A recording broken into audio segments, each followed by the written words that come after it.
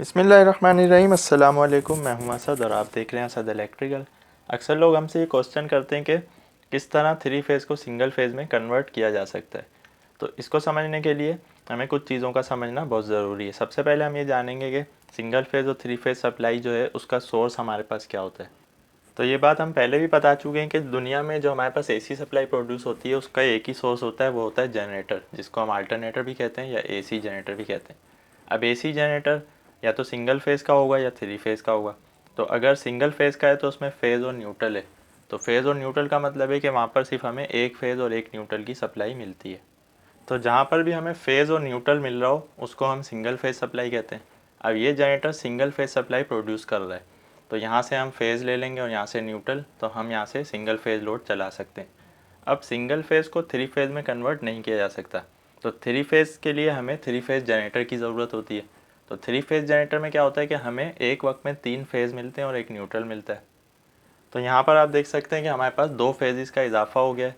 तो पहले हमारे पास सिर्फ एक ही फेज़ था जिसको हम फेज़ कह रहे थे और एक न्यूट्रल कह रहे थे।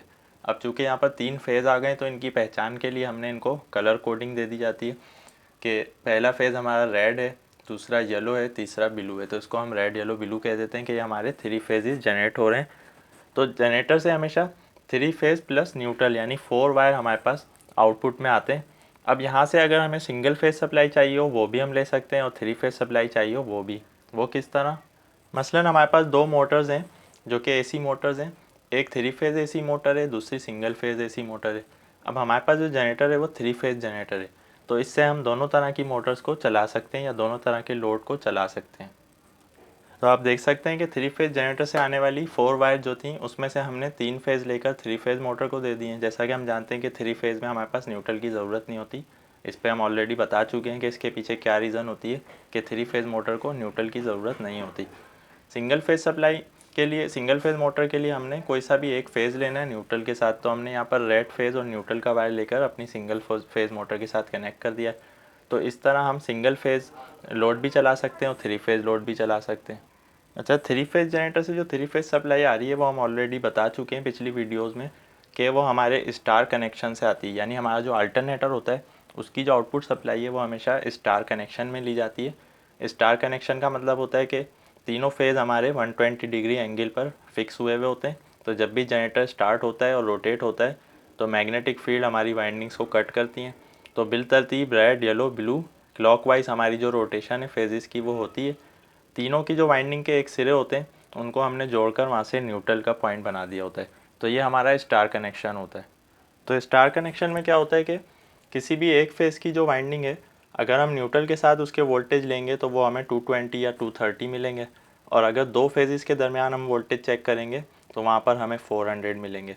यानी लाइन वोल्टेज हमारे पास हमेशा फेज़ वोल्टेज से ज़्यादा होते हैं। चूँकि ये दो फेजेस की कॉइल्स को हम लेकर लेते हैं सप्लाई और यहाँ पर सिर्फ एक फेज़ की कॉइल को लेकर, तो तीनों फेज़ अलग अलग 230 और 230 वोल्ट प्रोड्यूस करते हैं, लेकिन दो फेजेस के दरमियान हमारे पास 400 आते हैं। अब यहाँ पर एक और सवाल उठता है कि अगर सिंगल फेज़ में 230 वोल्ट है तो टू फेज़ में 460 वोल्ट क्यों नहीं है, 400 क्यों है? इसको हम इंशाल्लाह नेक्स्ट वीडियो में मैथमेटिकली प्रूफ करके आपको दिखाएंगे कि इसके पीछे क्या रीज़न होती है। अच्छा, एक बात और जहन में रखने की है कि अगर किसी ऐसी जगह जहाँ पर हमारे पास न्यूट्रल ना हो, खाली थ्री फेज़ या दो फेज़ जा रहे हो, तो वहाँ पर हम आइसोलेशन ट्रांसफार्मर के ज़रिए भी टू फेज़ को सिंगल फेज़ में कन्वर्ट कर सकते हैं। तो उसमें ये होता है कि कोई से भी दो फेजेस हमने ट्रांसफार्मर की प्राइमरी वाइंडिंग को देने होते हैं और इसकी जो सेकेंडरी वाइंडिंग है वहाँ से हमें एक फेज़ और एक न्यूट्रल का वायर मिल जाता है और यहीं से इसको ग्राउंड किया हुआ होता है उन्होंने।